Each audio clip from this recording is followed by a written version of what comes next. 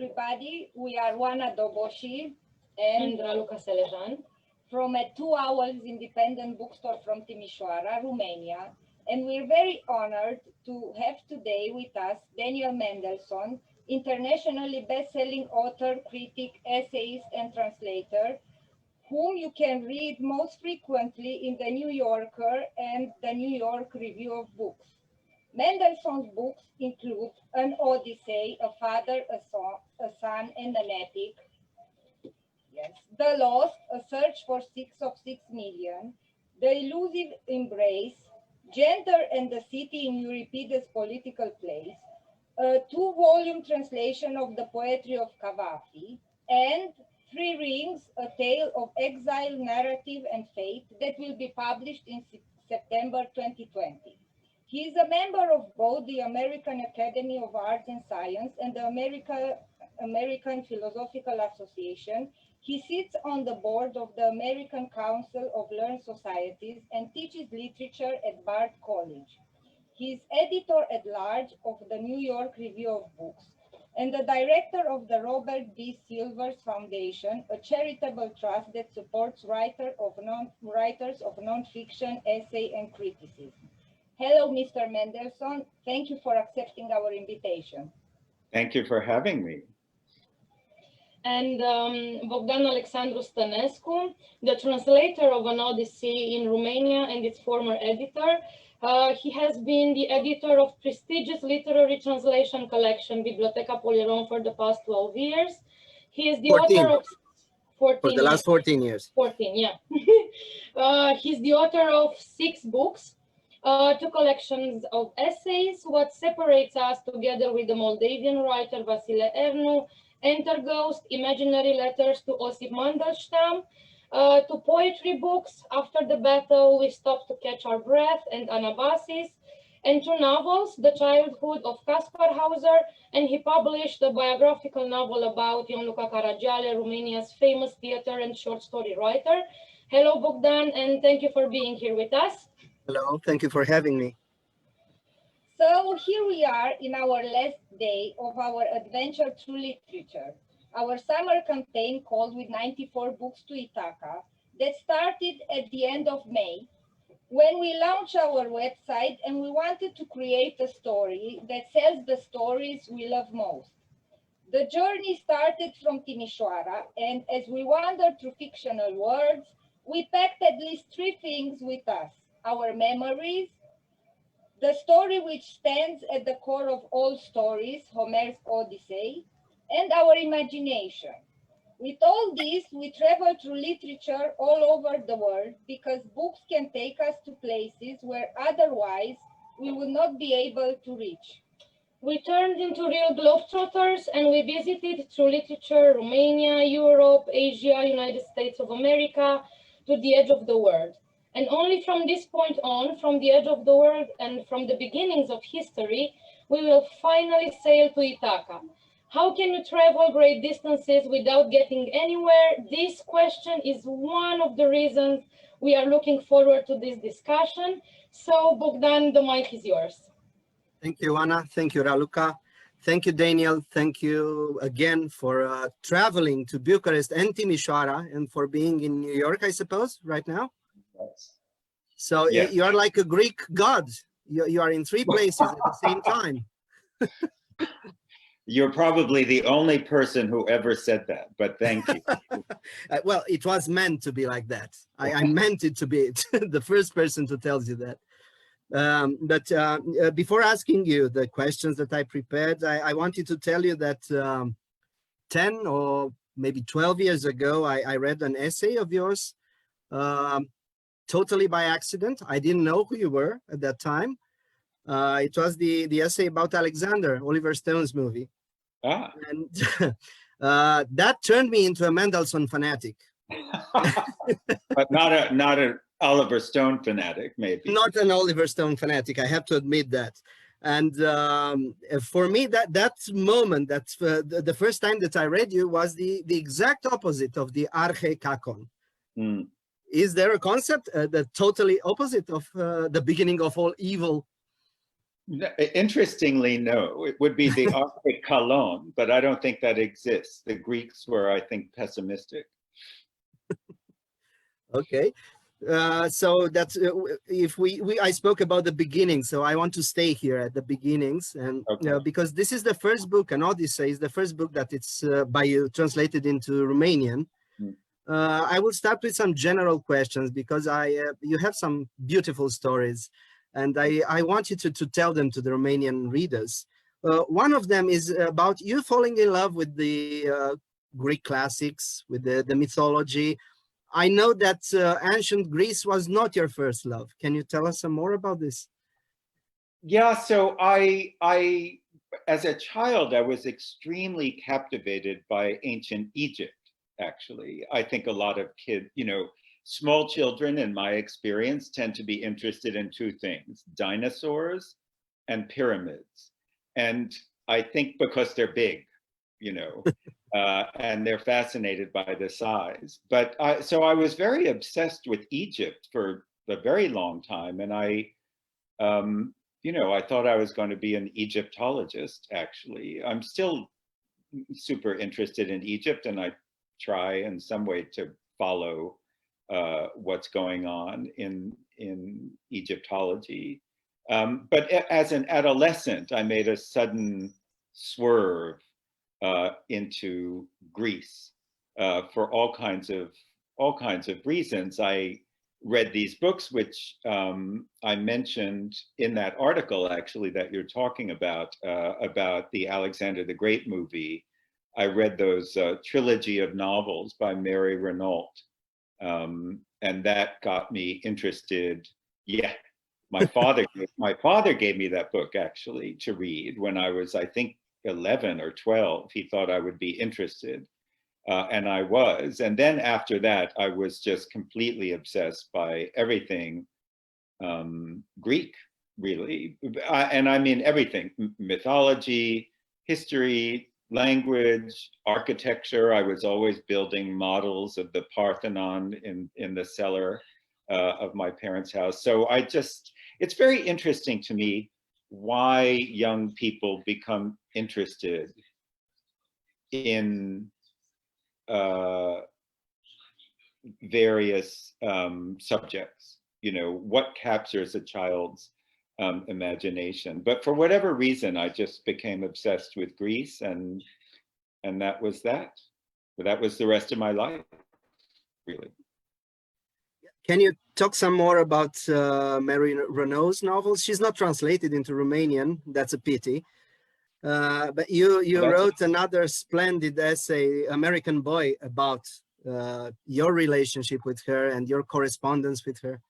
Yeah, well, she was a very, she was a very big popular author in the 50s, 60s, and 70s, millions of copies sold. She was a big historical novelist, and she set her novels in ancient Greece. She had started out writing in the 30s and 40s contemporary novels. She was British. And then she also diverted towards ancient Greece. She was a lesbian. She was interested in Greek culture because it was obviously a culture in which homosexuality was not a vexed problem. I was a little gay teenager, and I attached to her books and her vision of Greece as a sort of as they would say now, a safe space if you were a gay person. That obviously had a lot to do with my connection. Not everything, but it was a big part of why I connected. Anyway, her novels are wonderful. They're still wonderful. She has a novel about the Peloponnesian War. She has this trilogy about Alexander the Great. She has novels that sort of take famous myths and turn them into a kind of novelized reality. So, for example, she has 2 books about Theseus, the Athenian hero. And she is a wonderful writer. I mean, above all, she's a beautiful writer. And I think that really helps. As we all know, there's a lot of bad historical fiction out there, but that is not her her at all. So anyway, I connected to her in a very deep way. And when I was a teenager in the mid 1970s, I wrote her a letter, as one did in those days. I found her address in the library, and I wrote her a letter, and it was the beginning of a correspondence that went on for about 10 years until she died in the early 1980s. And anyway, I wrote a long reminiscence of this relationship, which is very important to me, both as a person and also as a young, aspiring writer. She was very encouraging to me. And can you name some other historical novelists that you would read with pleasure? Not those bad historical novelists. Well, obviously, Hilary Mantel right now with her Tudor trilogy. I wasn't crazy about the last one, but I thought the first two were very, very good. Sylvia Townsend Warner, a mid-century British writer, has a wonderful book called The Corner That Held Them, about nuns living in during the Black Death in the 14th century, which I thought was wonderful.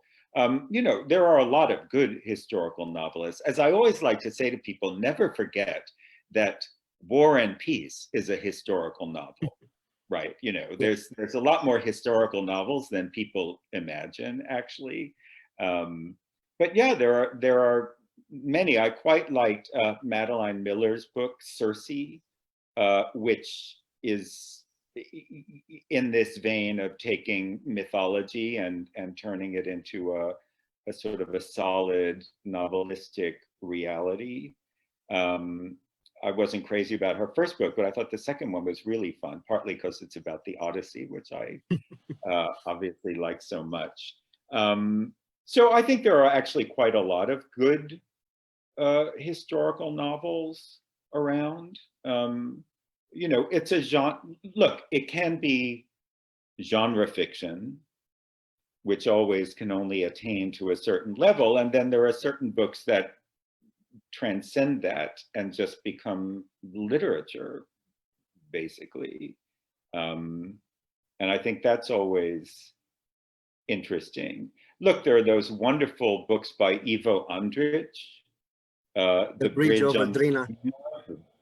Fabulous book. And to me, it's always interesting when writing about the past. It's not about the little details, the clothes, that's important. But to me, the really interesting thing is about trying to reproduce the mental world of the past. That's the really difficult thing. One always sees these Hollywood movies, period movies, and they get everything right. The hair, the beard, the clothes, the jewels, the chariots, the whatever. But it doesn't... Not the speech, not the beliefs. Not the speech, not the period. Every period... I have a brother who once worked in costume design for a filmmaker, and he says, every period has its own color palette. Every period has its own way of movement. Women in the 19th century did not walk the way that women walk today. All of these things are the fine-grained details that add up to a sense of what the period is. Patterns of speech. That's very difficult, and very few novelists get that right. But when they do, it's great. You wrote many times about belonging to two places at the same time, living in two places at the same time, and you found a correspondence in the Greek grammar. And I found that very, very beautiful. Can you expand that? Well, look, it's not just me. I think everybody has more than one identity. Everyone, if you're a thoughtful person, you spend your life trying to balance the different aspects of your identity. And that's really what I wrote about in my first book, The Elusive Embrace. And so in my case, I was balancing my life as a gay man in the 1990s with starting a family, which was quite unexpected, with a friend of mine and having children. So I was very interested in this idea of conflicting identities or balancing identities. And obviously, because I am a classicist, I thought of this grammatical principle in Greek grammar, where many, if not most, sentences are balanced by means of these two, what we call particles. They're these tiny little words which have no actual meaning, but they give a sort of flavor to the sentence. And so in the first part of a sentence, you put this one particle, which is pronounced men, M-E-N. And then in the second or balancing clause, you insert this other particle. Again, it's untranslatable, but it creates a feeling called or pronounced de. So everything is pronounced, it is balanced between the men clause and the de clause. And to me, that seemed to be so expressive of this attempt to balance identities. I thought it was a very good symbol. So you would say, so a Greek sentence would be, Mendelsohn men started out wanting to be an Egyptologist, but he ended up being a Hellenist, right? And so as you read Greek, you filter this sort of rhythm, and it's expressive of a whole way of seeing the world, right? One sees the complexity of the world and tries to rein it in and to create a sort of structure, a balanced structure. And if that exists in the grammar, it's because that's how they think, right? Grammar is the greatest expression of a culture's identity. So I just, in my first book, I actually talk about this grammatical principle as a way of introducing the reader to this idea of always struggling to keep things in some kind of equilibrium. Well, rereading your books, because I read them all twice. You poor man. I noticed that I read them all twice. They are all connected. Yeah. One to another. So I discovered only after rereading that the Lost has its seeds in the Elusive Embrace. Yeah, and totally. the Odyssey is born out of the Lost. Yeah. Can you talk about this process? Is it conscious? Well, to some extent, it was conscious. I mean, it wasn't conscious in the sense that, when Aeschylus wrote the Oresteia, he knew the whole time that he was going to be writing these three plays and that they're all connected. But I knew, even when I was writing the Elusive Embrace, which was now 25 years ago, that there was going to be this book in the future about my family. So the Elusive Embrace, as I just said, is about identity, sexuality, balancing different parts of your life, blah, blah, blah. But I knew the whole time I was writing that I was also one day going to write this book about my family history, the Holocaust, and all of that. And so the seeds of this family story are already present in the Elusive Embrace. And to some extent, I think in The Lost, which is the Holocaust book, so much of that book is about family relationships, difficult family relationships, trying in the present to imagine what relationships were in the past that affected the history of the family. And so also, it's very funny, I very consciously imagined The Lost as a kind of Odyssey, a sort of dark Odyssey. There is, in Greek literature, this principle, which is named after a section of the Odyssey called the Nequia. The Nequia is a part of an epic poem in which the hero has to go to the land of the dead and retrieve something before he can complete his labors. And I definitely consciously thought while I was writing The Lost that this whole book, which is a huge 500-page book, probably even longer in Romanian for all I know, as a kind of nequia. It was about journeying to the land of the dead in order to retrieve something from the dead. And so I was already thinking about the Odyssey. Also, actually, in The Lost, I talk about this very important narrative principle called ring composition. So already in my Holocaust book, I'm talking about Homer, about the Iliad and the Odyssey, about ways of telling a story, because that was very important. It seems like a digression, you know, to be talking about narrative theory in a book about family history and the Odyssey, but it isn't, because of course, it's an oral history, and therefore the question of how events are narrated becomes of the hugest importance in my Holocaust book. And then you could say that the Odyssey book, An Odyssey, which is the one that you translated, takes that principle one step further, because it is very self-consciously about narrative, voyages, the way in which actual physical journeys are recreated as narrative journeys, you know. And in fact, this little book that I'm publishing next week, actually, called Three Rings, which Oana mentioned before, is a very concentrated little playful study of ring composition and its relationship, I think, to the way that life works. You know, we force our narratives onto the raw material of life in order to get them to mean something.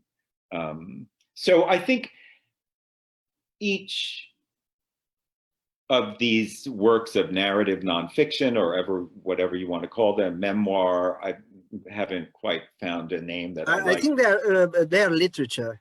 Well, whatever you want to call them, I think they're all interconnected. Like one is nested each inside the other in a way. And look, I think that, I mean, it's nice of you to say that they're literature. I think that certainly in this country, I think narrative nonfiction is not as esteemed as fiction. You know, fiction is still considered the only genuine form of literature. But I think a lot of us who are writing large-scale narratives that happen to be true are interested in the same questions that, say, novelists are interested in. I would mention paid to the literary side of nonfiction. You know, people tend to think here of nonfiction by subject. You know, oh, so you write a book about the Holocaust, so you're a Holocaust writer. But then you write another book and it's about the Odyssey, so you're an Odyssey writer. You know, but actually, I would say that in all three of my books, or now four of my extended essay books, are interested in the same thing, which is the relationship between narrative and life, how the raw material of life is transformed and given meaning by certain kinds of storytelling. I'm interested in it as a scholar of literature. I'm interested in it as a writer. I'm interested in it as a person and as a member of a family with a complicated history. And I think that's what all my books are about, even though the subject is different in each one. Because already in my first book, I'm very concerned about storytelling, why a good story sometimes falsifies the truth. This was always a great problem in my family's history of telling stories about itself. So I think these are fascinating questions. I just happen to be writing nonfiction about that subject instead of fiction. Okay, thank you. Now let's move to the Odyssey, because I've been avoiding it. I've been taking turns.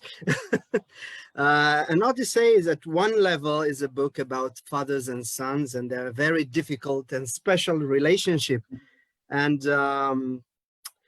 I wanted to ask you, you were a son, you are a father, you are in both positions, you know them both.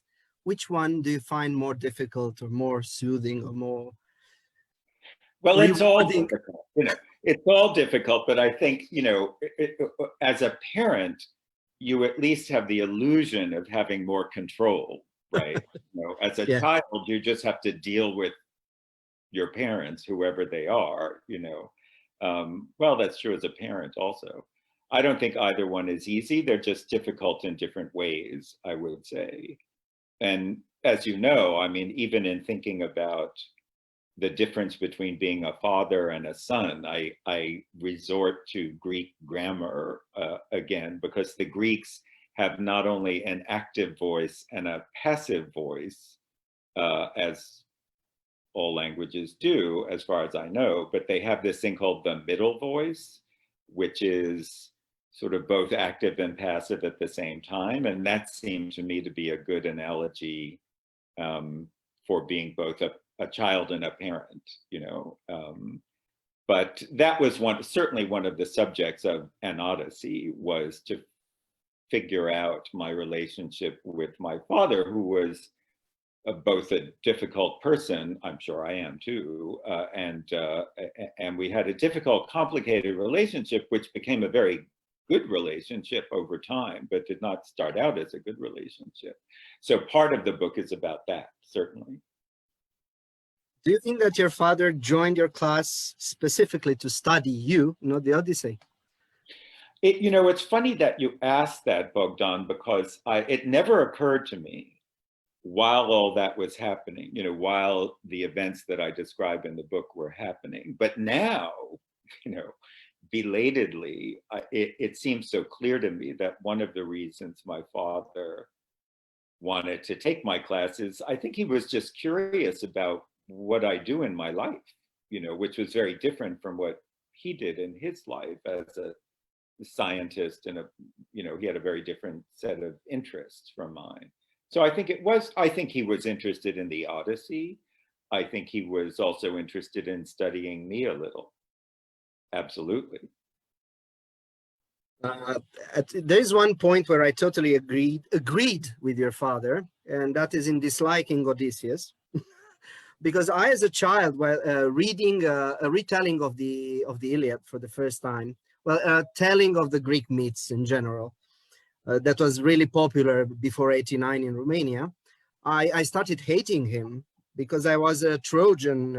I was on the side of the Trojans, and I thought that it was really, really unfair the way they lost the war. And it was. It was, yeah. But through your eyes and through your interpretation, I began liking him and appreciating him more and more. And in the end, I was reading it because I reread the Odyssey because of you. I was looking at him as at the character of a modern novel. Well, such is the complexity that he has. Yeah. I think he is very modern. Look, it's not like, one of the things I love about Odysseus as a character is precisely his incredible complexity. I get very tired of, people wanting heroes to be perfect. It's a completely naive belief. People are now saying, oh, well, Odysseus, he's not so great. Well, nobody ever thought that he was. He combines extremely attractive qualities with extremely unattractive qualities. That's why he's a good character, I think. And as you say, he's devious. He does come up with the famous idea of the Trojan horse. The Trojans are, in the end, one could say, unfairly defeated. They're tricked. And I think that's why it's the complexity of Odysseus as a character that makes the Odyssey, and the complexity of the Odyssey as a narrative. It is a work of incredible narrative sophistication and complexity that makes the Odyssey a work that keeps generating other works, and not every book does that. but some books have the power to keep generating other books because they are themselves so complicated, as Odysseus is.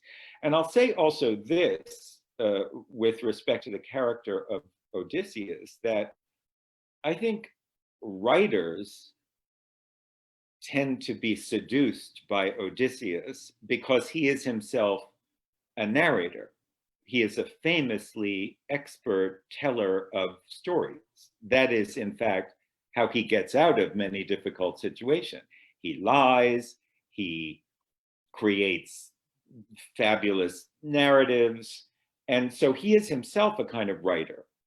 You know, he takes his experience and turns it into these fake stories that have a great resemblance to the truth, which is what writers do. So I think writers like Odysseus, even if other people may not, because he uses language to seduce. And so he becomes irresistible. You know, on the other hand, he is a problematic character. You know, he leaves destruction and pain wherever he goes. I mean, if you look at the itinerary of Odysseus, literally every place that he goes, he destroys in one place or the other. And in that sense, I think that he is like the ancestor of the modern anthropologist. The Odyssey understands an important anthropological principle, which is that you cannot go to a place without disrupting it. That even the act of observation disrupts the purity, let's call it, of whatever culture you're trying to look at. And I think the Odyssey understands that. Even when Odysseus wants to be good, you know, when he's not trying to steal something or seduce someone or whatever, he always leaves some kind of pain wherever he has been. And I think that's a brilliant and very important aspect of the Odyssey. You know, it's not a triumphalist celebration of the Greek spirit of exploration, which is how I learned it. You know, I think it's much more complicated. I mean, I think it does celebrate that, but it is also aware that with the spirit of exploration comes destruction. And it's not the Aeneid. Right. Yes, exactly. And so I think it already contains within itself a remarkable sophistication and complexity in its understanding of the activities of its main character. There's one striking idea, another striking idea in your book. It's that at some point the poem feels more real than reality, than the reality of the place where you follow the footsteps of Odysseus with your father.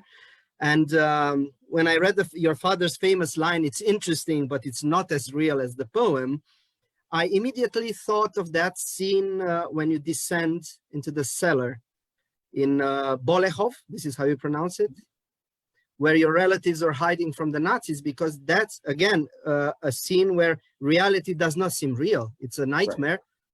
And you call your mother after that, and you cannot explain what you felt. Yes.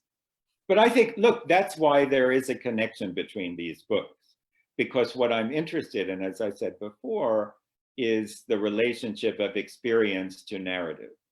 And the Holocaust, obviously, and this is a well-known subject in Holocaust studies, presents very special problems. You know, there's that famous quote, right? After Auschwitz, you cannot write poetry.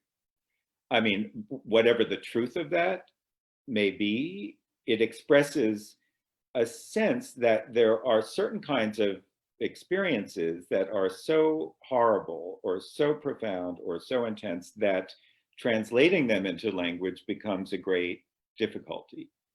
And I, in my own small way, experienced that, you know, when at the end of my search to learn about the fates of my relatives, I actually was in the place where they were hiding, and I felt at a loss for words, as we say in English, right? I was at a loss for words. I did not have the language to express it.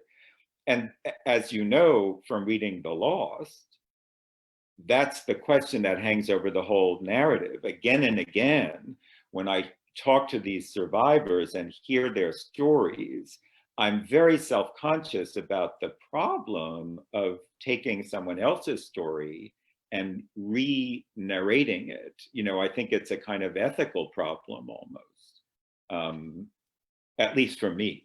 You know, how do you take someone else's story and appropriate it and turn it into a good story for your book, right? These present very complicated questions. And so I'm also interested in that, obviously, in my Odyssey book, as you say, you know, so we were on Malta, so the cruise is following in the footsteps of Odysseus. So that already is the problem, right? You can't follow in the footsteps of Odysseus. You can go to the same places, but obviously you're going to have a very different kind of experience. And my father beautifully expressed that when we were in Çanakkale in Turkey, which is where the ruins of Troy are. And we're looking at this, you know, ruin of a wall, it's crumbled stones. And my father looked at me, he said, you know, the poem feels more real than the place itself. And I think that expresses something very profound about literature, you know, what literature does. You know, it's funny because temperamentally, I never am interested in going to the sites associated with famous novels or writers' houses or whatever, because that's just incidental. I don't need to look at Jane Austen's house to learn anything significant about reading Pride and Prejudice. That's just me. I'm not saying this is true for everybody. So when my father said that, I felt so close to him because we had arrived by very different routes at the same conclusion. When you look at the walls of Troy, which is now just a bunch of destroyed walls, you know, in some sense, it has nothing to do with the Iliad. Nothing. You know, the Iliad is a mental product. It's not reportage. And that's an interesting difference. I have a question that is connected to your answer, actually. Could you talk for a little while about the key concept of homophrosyne in the book? Because it's you said that you and your father were thinking alike at the end, and it's like-mindedness, it's homophrosyne, and you did not have that in the past with him, and it was achieved through fiction. Yes, right. You can achieve homophrosyne in all different ways. So homophrosyne is this Greek word that is generated by fame in the Odyssey when Odysseus is talking to this lovely princess and he's telling her what he thinks constitutes a great marriage. And he defines that by this word homophrosyne, which means having the same kind of mind, that the couple has to have the same kind of mind. Look, it's important because Odysseus, as we know, sleeps with all these beautiful goddesses, but he doesn't stay with them. And part of the reason he doesn't stay with them is they may be beautiful and have great bodies, but they don't have homophrosyne, right? He only has homophrosyne with Penelope. And it's an interesting concept because it really makes one think about the nature of relationships. You know, what does connect you to another person? I mean, it can be at some level purely physical, obviously, that happens all the time, but the satisfying relationships are in your head. You know, in some sense, it's connected to this thing we were just talking about the poem being more real than the place, right? That the reality in your head is ultimately more important. And so, you know, part of my book is about my relationship with my father and how the last year of his life, which happened to be inflected, let's say, by the Odyssey, first because he came to my seminar and then because we went on this crazy cruise, you know, how the Odyssey itself became the vehicle for a kind of Homophora between me and my father. You know, I understood him in new ways because of our experience of reading and then traveling the Odyssey together. But it's also a book about my parents' marriage and my understanding things about my parents' marriage, which was a complicated, difficult marriage in many ways. But my understanding, which came very late in my life, that there was a kind of homophora between them, which I could never appreciate as a young person. The Odyssey is a book for middle-aged people, you know, in some way. Young people like it because of the adventures and all of that, and that's great, and that is a fun part of it. But I think the Odyssey, you know, one could say is about a middle-aged man.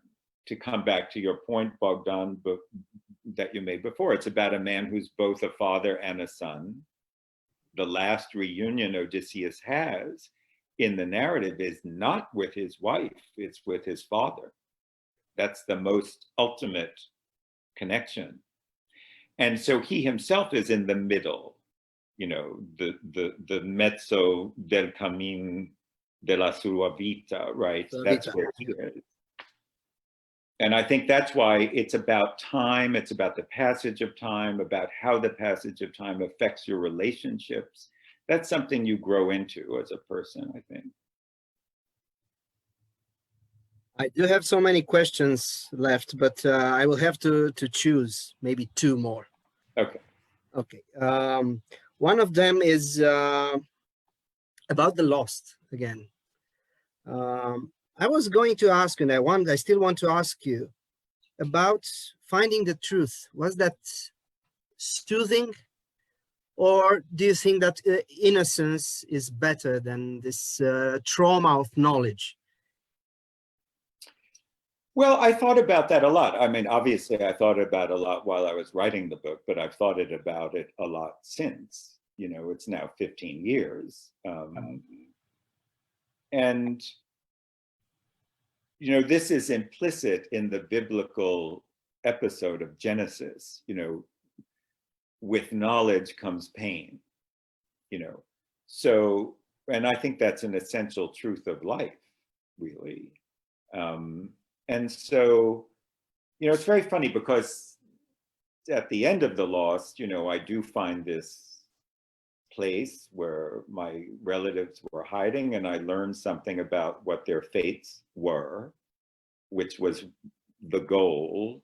You know, at the beginning, we just knew that they had all been killed like so many other people.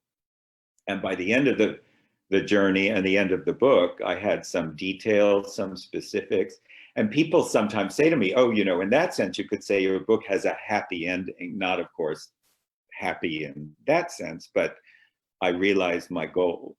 But I always say, I think the book is a tragedy because when you actually count the facts that I was able to learn about my relatives after 5 years of research, it's so pathetically little compared to the totality of their lives, which was erased, you know. So I think what that book is about is having learned something, I was just aware of how much more I can never learn. And in that sense, it's maybe not a tragedy, maybe not a comedy, but let's say poignant, as I think all knowledge is, you know. And one knows this as a writer, any kind of writer, you know this, any writer knows this, that when you start to write a book, you may think you know where it's going to end, but it always ends. You always learn something different from what you thought you were going to learn. But that's right. Part of why it's a wonderful process, you know. My last question is not a question, actually. I recently listened to an interview between you and your mother. It's a very, very nice interview. And I was struck by the fact that I knew her. I mean, I knew her voice, I knew her sense of humor, I almost could see her. And only from your books, all this only from your books. So, you know, the books are real. Good. I'm glad to hear it. I'll tell her that, you know, she'll be very happy to hear that. Yeah, well, I think that, you know, it's funny because I grew up in a family of very good storytellers. And then I became interested in ancient Greek literature and Homer, which is about oral narrative. And so it's something I think about a lot, is how people's voices sound. Not the sound, but everyone tells stories in a different way. Everyone has a different rhythm of telling a story. My sense of that, even as a child, even without being able to formulate the thought, I think must have had an effect on why I became both a writer and a literary critic, because that's what you do as a critic, is you think about why people tell their stories the way that they do, you know. So I do think about this thing of voices, having the sounds of people's voices. So if I got my mother's voice right, that's the most important. You know? Dear Daniel, thank you so much for this conversation. It was amazing. And I thank you on behalf of the Romanian readers and the bookshop, Two Owls. And I hope to see you again when Polirom publishes The Lost, maybe next year. Thank you. Thank you so much. It's been a pleasure.